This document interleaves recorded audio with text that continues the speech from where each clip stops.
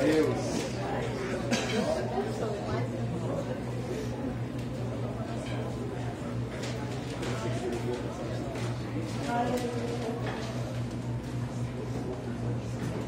A paz do Senhor para a igreja, amém? Amém. Estou aqui com a difícil missão. O pastor Joaquim falou comigo, não vai falar besteira, falou brincando, eu acho. Eu falei, espero que eu não fale besteira. Não está na programação falar besteira, mas se falar, vai lá para o YouTube, depois tem que editar, e agora fica gravado. Creio que tem uma palavra do Senhor para o seu coração, amado. Assim como o Senhor falou comigo, creio que Ele irá falar com você também. E em todo momento que eu me preparei, que eu busquei ao Senhor com muita dificuldade, mas buscando ao Senhor para preparar alguma coisa para esse momento, a minha oração era, Senhor, que eu tenha algo para falar para os meus irmãos. Que eu tenha algo que vá confortar o coração dos meus irmãos. Porque não adianta nada a gente ouvir palavras e palavras e palavras e palavras e aquilo não fazer morada no nosso coração. Mas eu creio que hoje nós clamamos aqui pelo Espírito Santo de Deus, Ele está aqui no nosso meio. O Espírito Santo está em toda a terra. Só que tem locais que Ele se manifesta e tem locais que Ele não se manifesta. E aqui no nosso meio Ele está se manifestando. Aleluia. E onde o Senhor está se manifestando, grandes coisas acontecem. Eu creio que o nosso coração hoje vai ser uma terra fértil para essa palavra, e ela vai crescer, vai produzir frutos, e esses frutos vão transformar a nossa vida. Amém? Amém, Jesus. Abra sua Bíblia comigo no livro dos Atos dos Apóstolos, no capítulo 16. Inicialmente nós vamos ler o versículo 13, depois vamos ler mais alguns. Atos 16, versículo 13.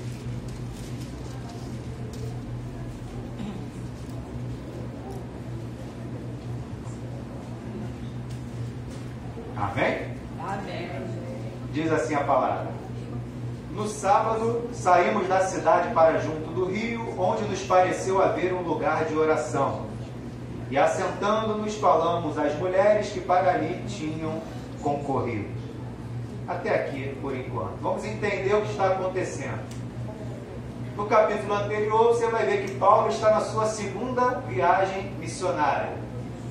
O parceiro de Paulo era Barnabé, até o versículo 36 do capítulo anterior.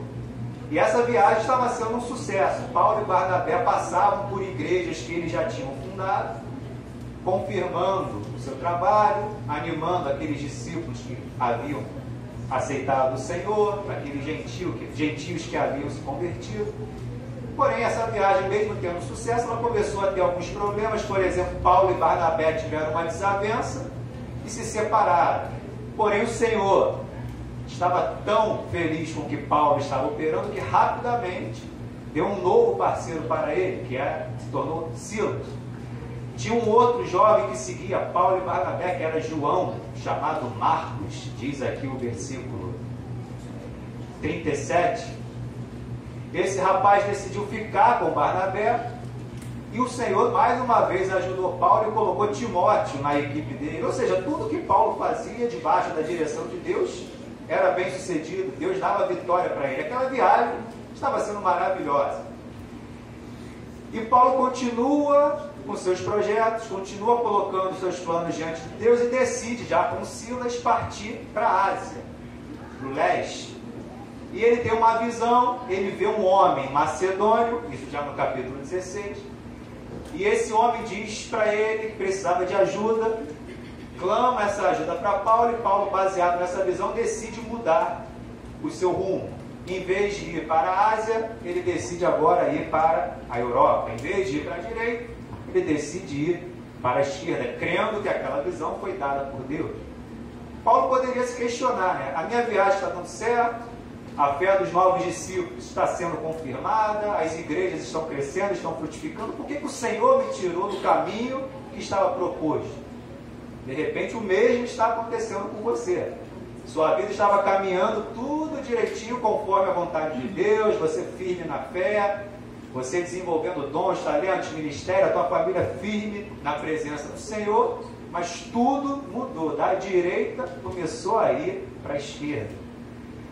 Eu não vou te responder agora. Você conhece o capítulo 16 de Atos? Ele é muito conhecido, é aquela famosa conversão do carcereiro, aquele terremoto que abriu a prisão. A gente vai falar um pouquinho sobre isso, mas já dá para você saber. Deus muda os rumos, Deus muda os projetos, os planos, não para te envergonhar, mas para operar grandes projetos e grandes sinais na tua vida. Amém. Eu imagino que se Paulo fosse para a Ásia, continuasse no projeto inicial, no plano A, grandes sinais iriam acontecer. Mas eu não sei se seriam sinais como esses que aconteceram no plano B. Então não importa se é plano A ou plano B. Se é de Deus, é bênção para a tua vida. Amém? Amém. Então não se preocupa. Se as coisas estão mudando rapidamente, se você está preocupado, se o que você achou que ia acontecer não está acontecendo, não se preocupa. Se você está seguindo a direção de Deus, vai ser bênção para a tua vida. Amém? Aleluia. Glória a Deus. Então Paulo e Silas decidem ir para a Europa, para a Macedônia. Chegam numa cidade chamada Filipos, que era uma cidade portuária, e vem aí o versículo 13 que nós acabamos de ler. Se estabeleceram naquela cidade, e a primeira coisa que eles foram fazer foi procurar um lugar para orar. Olha que coisa maravilhosa. Hoje eu vou falar como a oração pode tornar o improvável uma realidade na sua vida. A gente fala muito da oração tornando o impossível uma realidade na sua vida. Amém. O Senhor opera o impossível.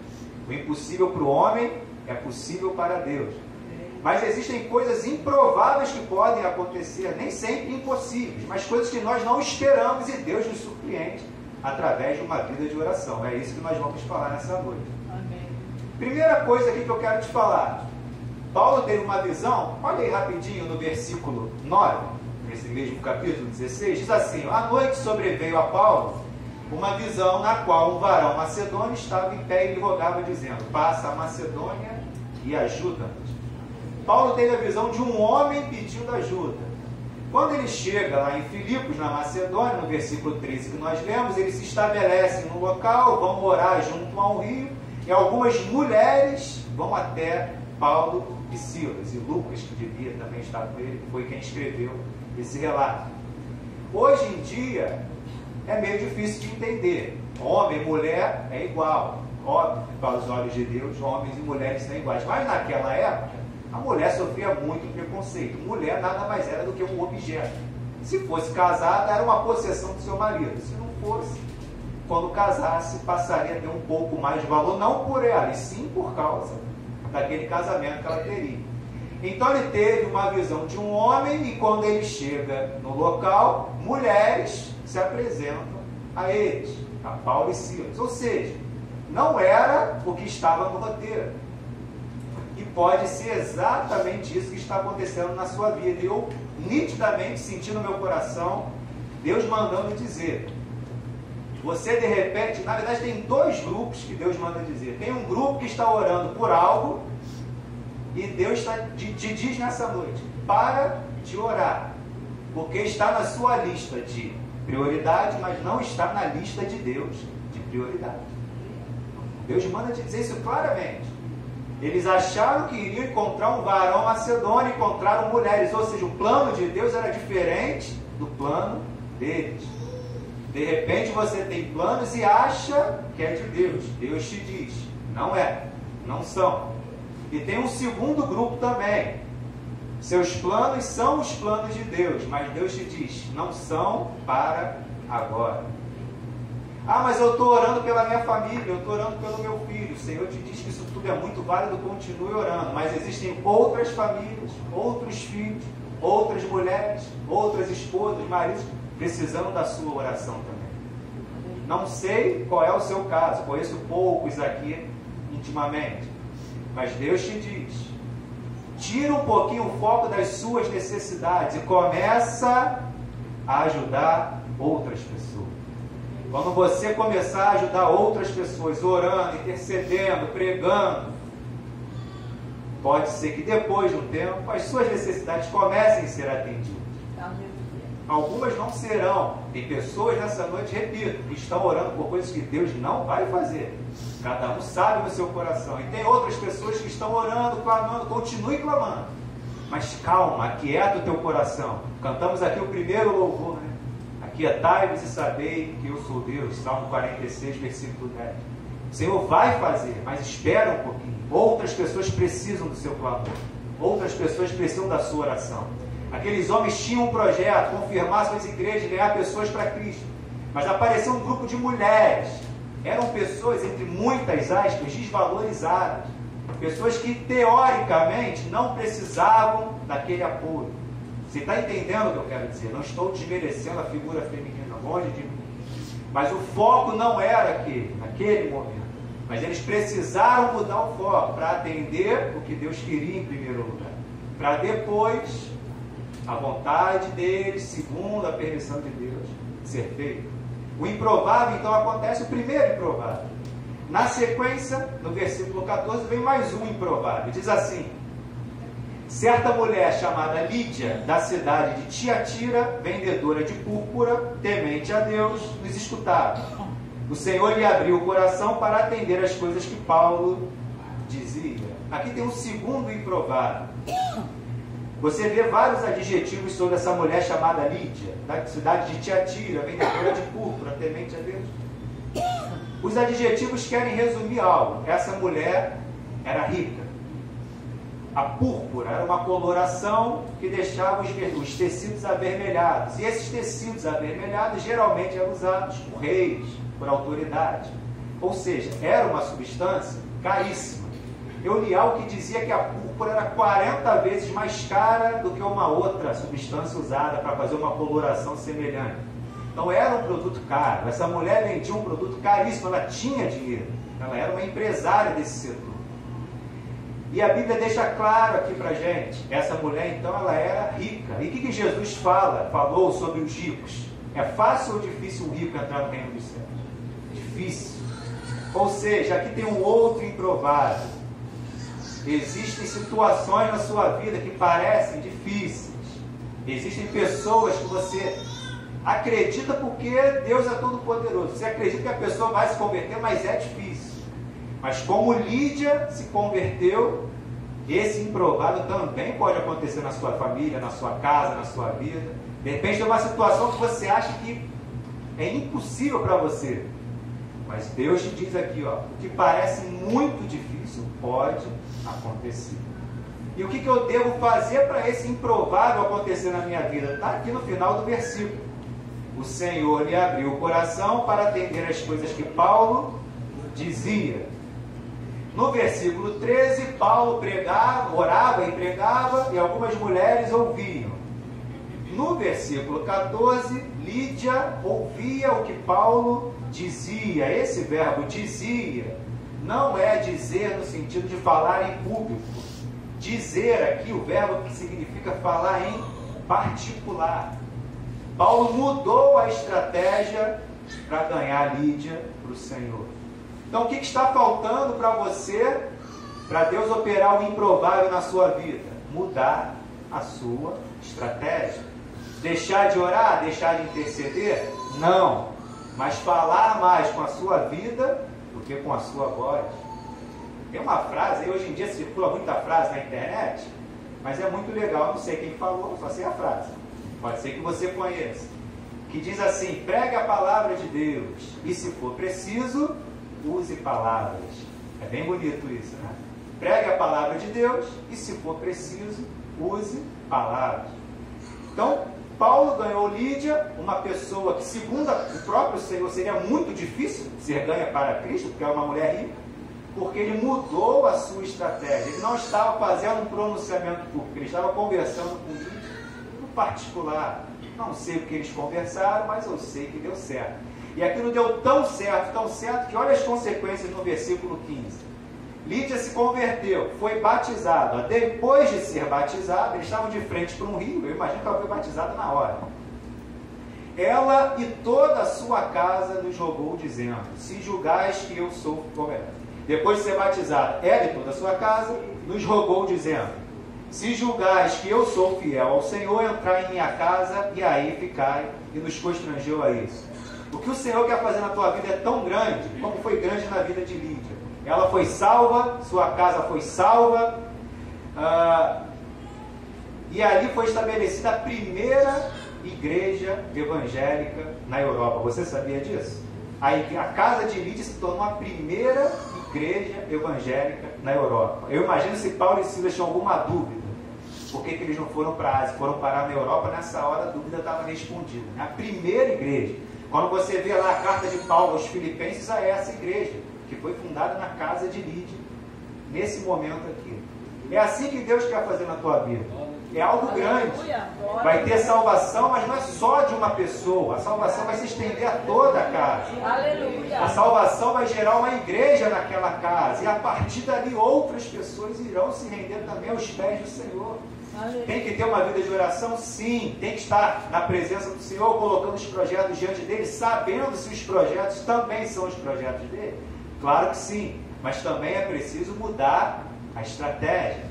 Tem gente que fala muito, não deveria falar tanto. Tem gente que fala pouco, não deveria falar tão pouco. Eu não sei a tua situação, qual é a tua realidade. Você sabe, o Espírito Santo vai te revelar. Você não vai ouvir essa palavra para entrar em um ouvido e sair pelo outro. É uma palavra para gerar uma transformação, não porque eu estou pregando, porque se você depender de mim, eu não me ajudo nem a mim mesmo muitas vezes, quem dirá ajudar você. Mas é necessário mudar a estratégia. Então nós temos aqui duas situações. Versículo 13, Paulo pregando para quem ele não imaginava que ia pregar. Mulheres que se converteram ao Senhor. Depois no versículo 14, no versículo 15, Paulo pregando para pessoas para uma pessoa que dificilmente iria se converter, que era uma mulher rica chamada Lídia, que o milagre aconteceu e foi muito maior do que ele imaginava. Amém? Assim na sua vida, querido. Que você acha que não vai acontecer, eu creio que vai sim, em nome de Jesus. Aleluia. E também mude o seu foco. Siga a direção correta de Deus. Foque naquilo que Ele tem para você. Coloque teus projetos diante do Senhor e pergunte: Senhor, Tu tem abençoado isso? De fato, Senhor, isso faz parte dos teus projetos para a minha vida? Se não, amado, risca. E eu vou te falar um negócio. Eu estou falando isso tudo aqui, mas quem não é cristão aqui, quem nunca confessou o Senhor, todos são cristãos, você sabe muito bem o que você tem pedido a Deus e você sabe que Ele não vai fazer. Você sabe muito bem. Tem coisas que nós pedimos sabendo. Eu não sei se é um desabafo, eu não sei se a nossa emoção está à flor da pele, se a gente está com medo, está desesperado, eu não sei o que é. Mas a gente acaba pedindo coisas que sabe que Deus não vai fazer. Você sabe muito bem do que eu estou falando. Quem já é cristão há muito tempo, então isso já é muito nítido. A gente pede coisas que depois de um tempo acaba parando de pedir. Aquela situação passa, esquece, deleta e você fala: nossa, nem acredito que algum dia eu lutei por aquilo, que eu gastei a minha energia por aquilo, por aquela situação, por aquela pessoa. Então siga essa palavra, amém? Amém. Seguindo aqui a estadia de Paulo, a vida de Paulo e Silas nessa cidade. Em Filipos nós chegamos ao versículo 16, do 16 ao 18. Vamos ler rapidamente. Diz assim: aconteceu que, indo nós para o lugar de oração, nos saiu ao encontro uma jovem possessa de espírito adivinhador, a qual, adivinhando, dava grande lucro aos seus senhores. Seguindo a Paulo e a nós, clamava dizendo: estes homens são servos do Deus Altíssimo e vos anunciam o caminho da salvação. Isto se repetia por muitos dias. Então Paulo, já indignado, voltando-se, disse ao Espírito: em nome de Jesus Cristo eu te mando, retira-te dela. E ele, na mesma hora, saiu. Oh, glória! Mais uma situação improvável aqui. Paulo, Silas e agora eu creio aquela turma toda de mulheres, Lídia e vários outros, a casa de Lídia, estavam caminhando para aquele local de oração, próximo ao rio. Isso era a rotina na vida deles. Mais uma vez, o improvável de Deus começando através de uma vida de oração. E a Bíblia diz aqui: todo dia que eles percorriam aquele caminho, vinha uma mulher, uma jovem possessa de um espírito adivinhador. Aquela mulher, ela era uma pitonita. Você sabe o que é uma pitonita? Eu também não sabia, claro, eu fui pesquisar. Segundo a mitologia grega, Apolo, que era uma divindade do Olimpo, matou Piton, que era uma serpente mitológica, e roubou de Piton o dom de adivinhar. Ou seja, aquela mulher era uma pitonita porque ela tinha o dom de Piton, que foi tomado por Apolo. Só que não pense você que isso era qualquer coisa. Aquela mulher era muito valorizada. Você vê aqui no versículo 16, que ela dava grande lucro aos seus senhores. Ela era uma escrava, só que o dom que ela tinha, a sensibilidade espiritual que ela tinha, era algo valorizado. Essas pessoas eram comuns na Grécia, eram vistas como deuses. Quem tinha esse dom de adivinhação era uma espécie de pessoas agraciadas pelos deuses da mitologia grega. Então eram pessoas especiais segundo essa cultura. E a gente vê aqui que Paulo ficou meio revoltado, meio chateado, porque aquela mulher estava dizendo uma verdade. Por que Paulo então ficou indignado se ela estava falando a verdade? Eu separei pelo menos 3 razões para ter deixado Paulo indignado. Primeiro, eu creio que Paulo e Silas e toda a comitiva olhavam para aquela mulher e viam um grande desperdício. Uma mulher com uma sensibilidade espiritual como a daquela deveria estar trabalhando para o Senhor Jesus e não para espíritos enganadores.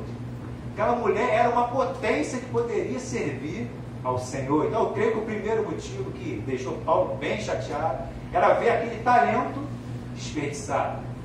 Segundo motivo, aquela mulher dizia a verdade.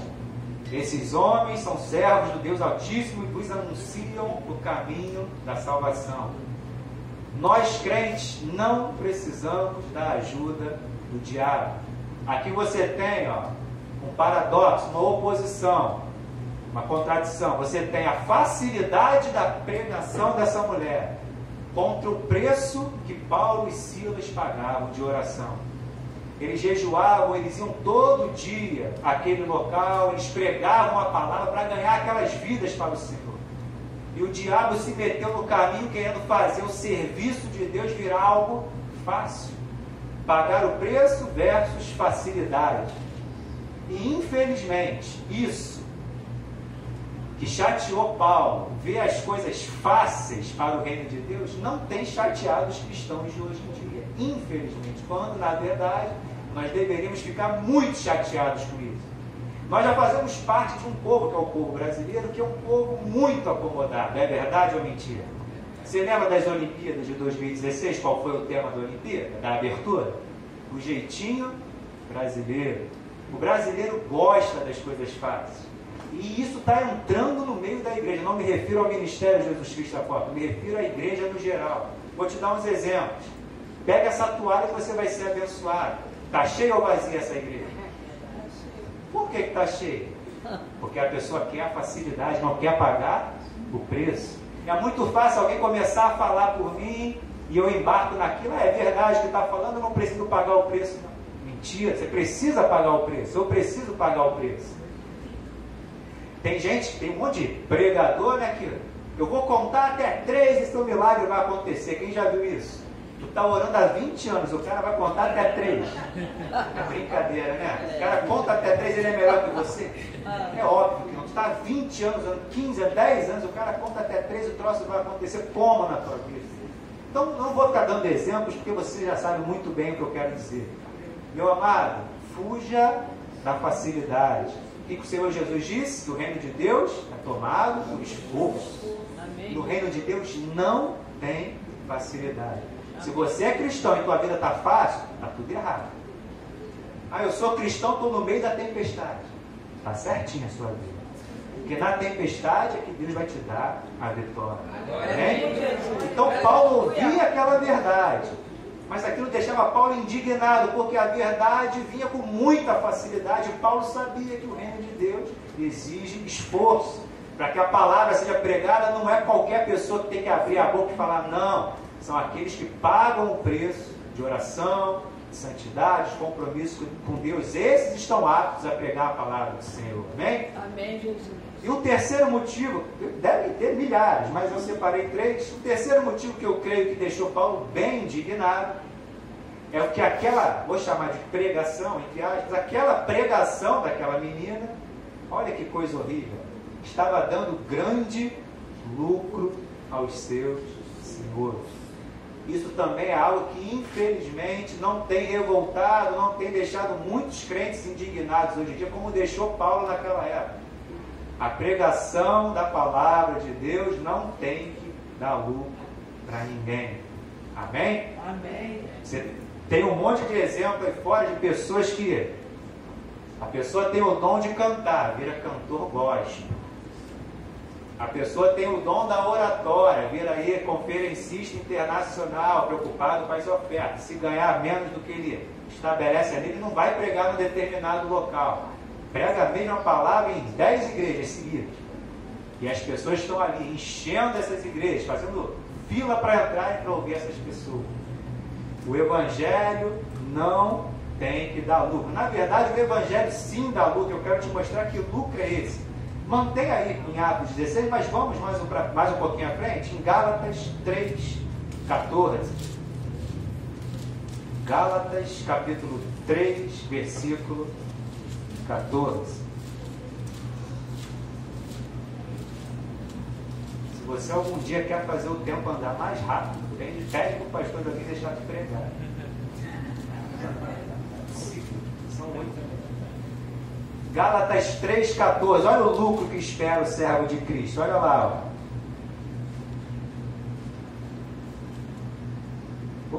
Estou errado aqui. Calma aí que eu devo ter falado errado.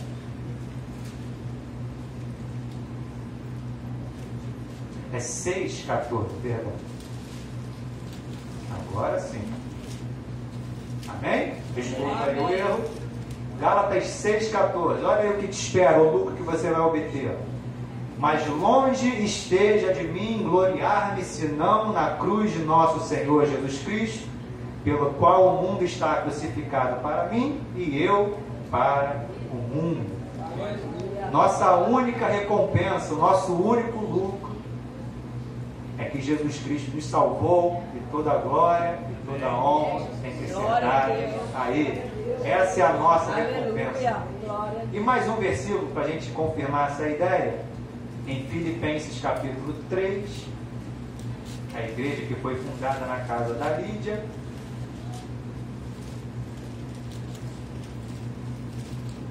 Filipenses 3, o versículo 8, diz assim: sim, deveras considero tudo como perda, por causa da sublimidade do conhecimento de Cristo Jesus, meu Senhor, por amor do qual perdi todas as coisas e as considero como refúgio, como algo sem valor, para ganhar a Cristo. Glória a Deus. Aleluia. É isso que nós temos que ter de lucro como cristãos, como servos de Deus. A palavra de Deus não tem que dar lucro material para ninguém. Amém? Amém. Vamos voltar lá para o capítulo 16 de Atos, para entrarmos aí na reta final.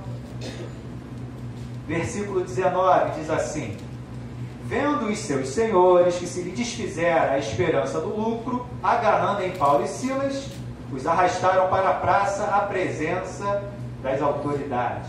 Esse versículo é muito interessante. Aquela mulher foi liberta. Paulo expulsou aquele demônio, aquele espírito adivinhador. A Bíblia diz que na hora ele saiu da menina. E esses dois senhores, esses dois donos dessa escrava, tentaram a qualquer custo fazer ela adivinhar a vida dos outros de novo.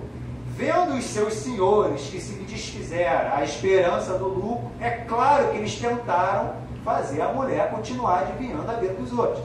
Eu não sei se era uma mesa que eles botavam, se tinha uma tenda, não sei como era. Eu imagino aquela mulher na frente de uma pessoa, mentalizando, botando a mão na cabeça, não sei como é que era o ritual. E aí? Não consigo, não vejo nada. Mas fala alguma coisa da vida dessa pessoa, não estou vendo mais nada. Não estou vendo, não sei, não consigo ouvir nenhuma voz, não vem mais nada aqui na minha cabeça. Aqueles dois senhores devem ter ficado desesperados, né? Porque eles viram que a esperança do lucro se desfizeram. E aquela mulher só conseguia agora ver o quê? A vida dela.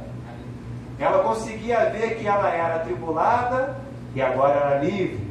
Ela conseguia ver que antes ela tinha um peso na vida dela e agora ela estava leve. Ela conseguia ver que ela era triste e agora ela estava feliz. E a partir do versículo 20 você não ouve mais falar dessa mulher. Com certeza essa mulher foi liberta de uma vez por todas, como diz a palavra: se o Filho vos libertar, verdadeiramente sereis livres. Amém.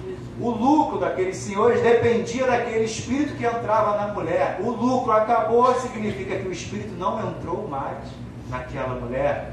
Olha quantas coisas acontecendo na vida de Paulo e Silas, algo que eles não imaginavam que poderia acontecer. Eles iam para um lado, foram para o outro. Várias mulheres se converteram.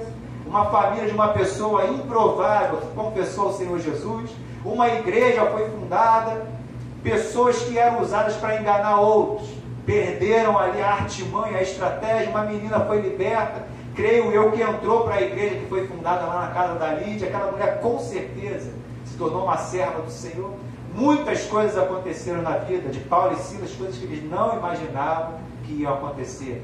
Mas quando você é abençoado por Deus, quando você começa a operar prodígios, sinais, com a graça do Senhor, com o poder do Espírito Santo na sua vida, o inimigo vai se levantar. E não foi diferente com esses homens. O final da história agora você conhece muito bem. Paulo e Silas foram arrastados diante de magistrados, condenaram eles a sofrerem açoites. A Bíblia aqui não diz quantos açoites eles sofreram, mas eles foram espancados com pedaços de pau. E eles faziam, os romanos tiravam a roupa da pessoa, era na carne mesmo. Eu imagino que eles ficaram em carne viva, todo ferido, as costas todas feridas, ensanguentados. E depois que sofreram os açoites, eles foram levados para a prisão.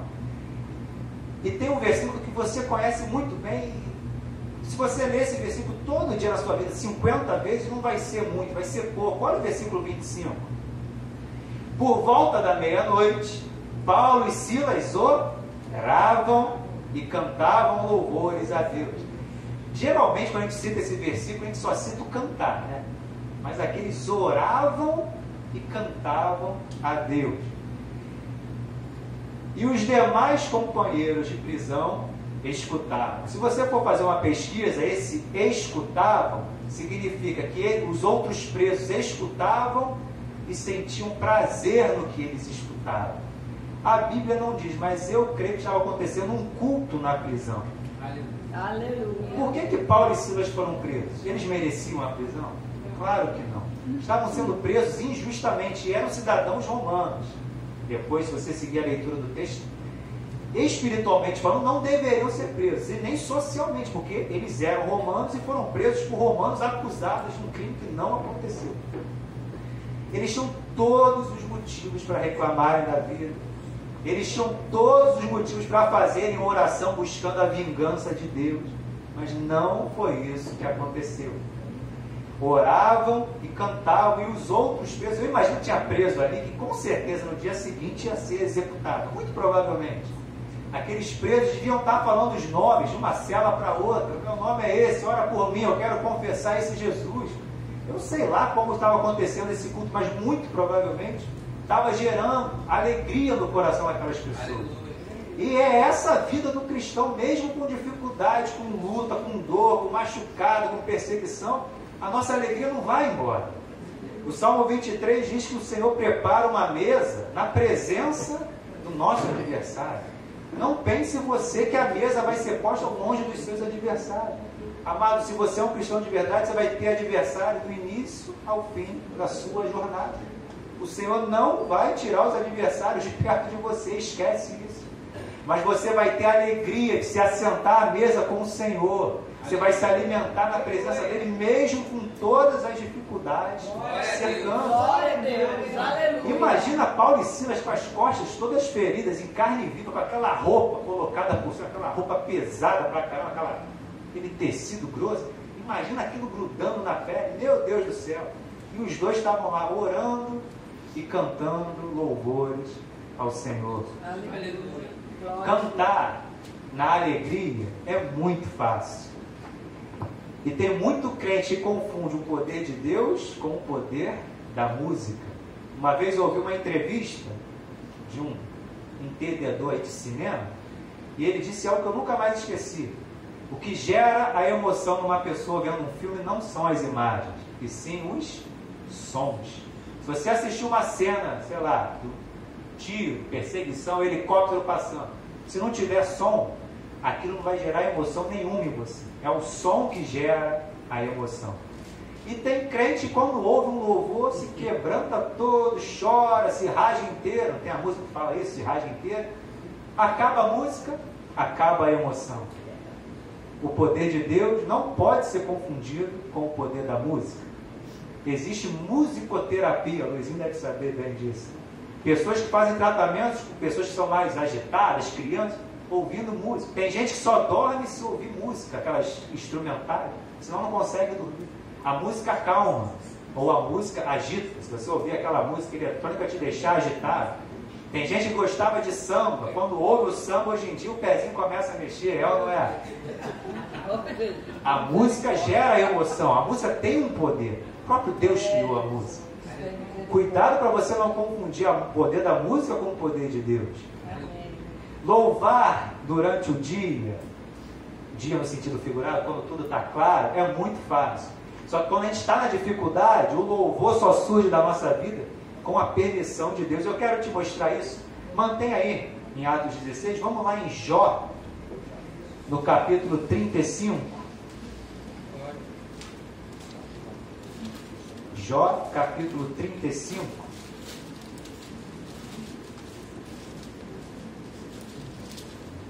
Que legal, eu mudei a página e não vi o versículo. Versículo 10. Jó 35, versículo 10.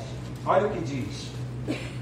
Mas ninguém diz: onde está Deus que me fez, que inspira canções de louvor durante a noite? Você só vai conseguir louvar à noite que eu digo, numa situação difícil, na tempestade, na provação, se você estiver na presença de Deus, porque é Ele que vai inspirar um novo cântico na tua vida. Amém? Amém. E mais um, em Salmo número, deixa eu ver aqui, 42, versículo 8. Um pouquinho à frente. Salmo 42, versículo 8.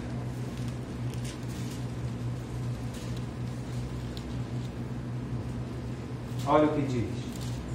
Contudo, o Senhor durante o dia me concede a sua misericórdia, e à noite comigo está o seu cântico, uma oração ao Deus da minha vida. Glória a Deus. Glória a Deus. Deixa eu te contar uma historinha, para a gente poder finalizar. Tinha um cidadão que ele queria usar uma lanterna. Abriu a lanterna. Hoje em dia tem lanterna no celular. Facilita a minha vida aí. Fiz que era uns 30 anos atrás. Ajuda aí. Ele abriu a lanterna e viu que estava sem pilha. O que ele fez? Colocou ali 2 pilhas, que a lanterna era para 2 pilhas. Apertou o botão, a lanterna não acendeu. Ele falou: essas pilhas são novas, por que cada lanterna não acendeu? Aí pegou aquelas pilhas, ele tinha aquelas buzinas de bicicleta, buzina, né? Pegou as 2 pilhas, botou na buzina da bicicleta, apertou o botão, a buzina funcionou.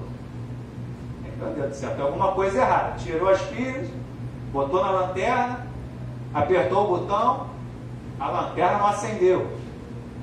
Pegou olhou se estava tudo certinho, pegou as pilhas, botou na buzina, apertou, a buzina funcionou. Fez aquilo várias vezes, inconformado, falou: meu Deus, o que está acontecendo?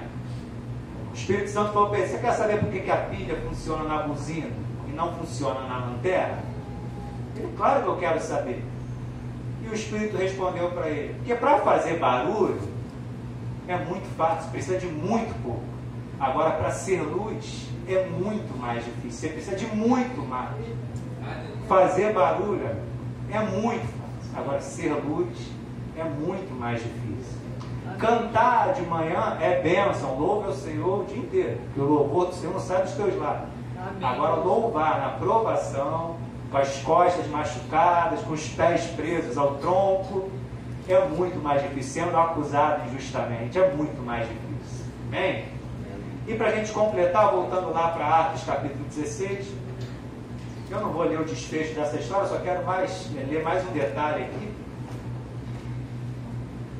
No versículo 27 diz assim: o carcereiro despertou do sono e, vendo abertas as portas do cárcere, puxando da espada, ia suicidar-se, supondo que os presos tivessem fugido. Mas Paulo bradou em alta voz: não te faças nenhum mal, que todos aqui estamos. Então o carcereiro, tendo pedido uma luz, entrou precipitadamente e, trêmulo, prostou-se diante de Paulo e Silas. Primeira coisa que eu quero te falar aqui nessa parte final. O carcereiro ia se matar, porque existia uma pena no Império Romano. Se aqueles presos condenados à morte escapassem, quem seria condenado à morte era o responsável por guardar aqueles presos, o carcereiro. Ou seja, ele ia ser condenado à morte. Então ele preferiu se matar do que ser sujeito àquela vergonha, àquela humilhação.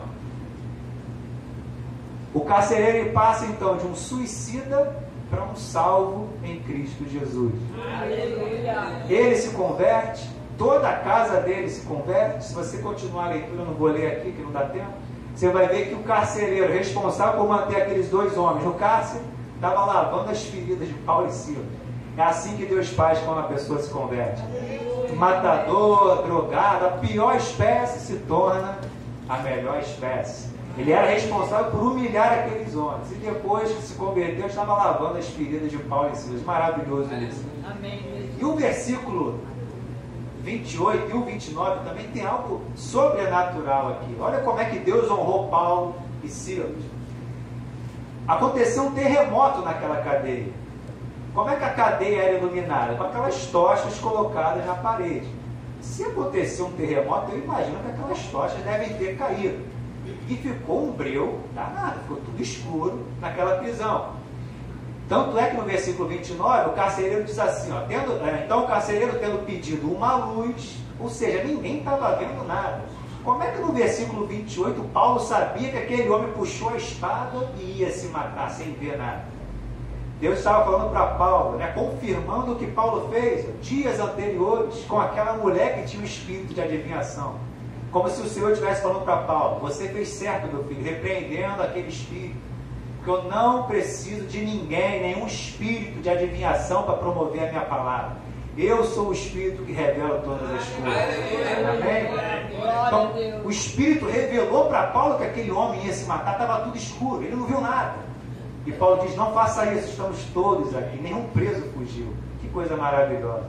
E o Espírito confirmando que aquela obra que Paulo estava fazendo era correta, que Paulo estava na direção do Senhor.